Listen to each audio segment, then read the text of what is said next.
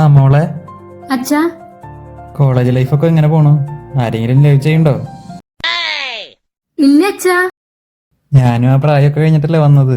എന്തെങ്കിലും ഉണ്ടെങ്കിൽ പറഞ്ഞോ. പ്രേമൊന്നുമില്ല അച്ഛാ, പക്ഷേ ഒരു ചെക്കന് ഇഷ്ടാണ്. ആണോ? ആരത്? 2 വീട് അപ്പുറമുള്ള മുകുന്ദിനെ. മുകുന്ദിനെയാ? നിനക്ക് വേറെ ആരും കിട്ടിയില്ല പ്രേമിക്കാൻ?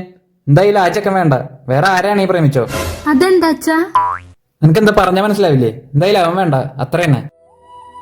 അതെന്താ അച്ഛാ? ജാതി നോക്കിട്ടാണോ?